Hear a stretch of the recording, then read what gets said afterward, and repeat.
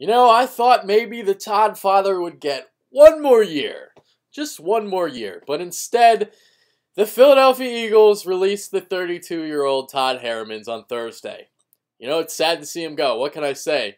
While Herremans has been a reliable and versatile fixture on the Eagles' offensive line since 2005, his play has declined in recent years. His pass blocking skills, for instance, has seen a huge dip, in my opinion. And according to Pro Football Focus, you can take this for what it is.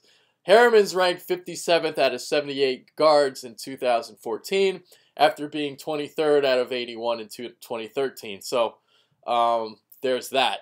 What can I say? Again, it's sad to see him go, and his ability to play 4 out of the 5 offensive line positions was very, very valuable. That can't be understated. When you had a guy like Jason Peters go down, you could, move Lane Johnson from right tackle to left tackle, and you can plug Todd Herremans in at right tackle.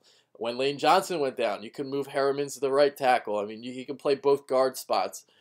His value, man, he had great value, but Philly saves $2.8 million in cap space with the release and had a cap figure of $5.2 million heading into 2015. So basically, cutting him frees up a little bit more money for the Eagles to resign Jeremy Maclin.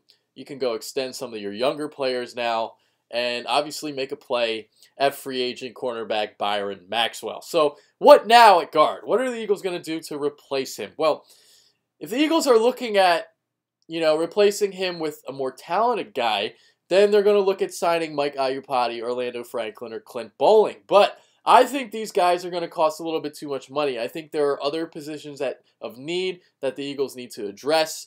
You already have a pretty solid offensive line. You got Peters, you have Mathis, you have Kelsey, and, the rising Lane Johnson. So I don't think they necessarily have to go after a big name.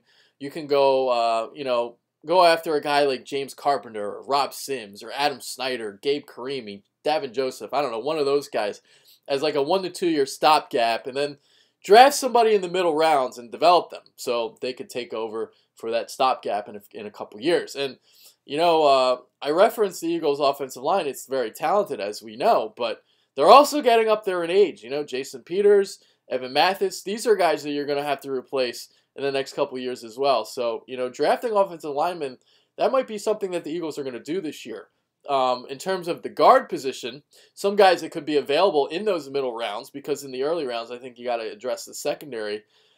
You got Ari Quangito of Alabama. You got a trio of Florida State guys in Josie Matias, Cameron Irving, and Trey Jackson. You got A.J. Cann of South Carolina, Jeremiah Putasi of Utah. You got Laken Tomlinson of Duke, Shaq Mason of Georgia Tech, or you can go with Combine star Ali Marpet of Hobart.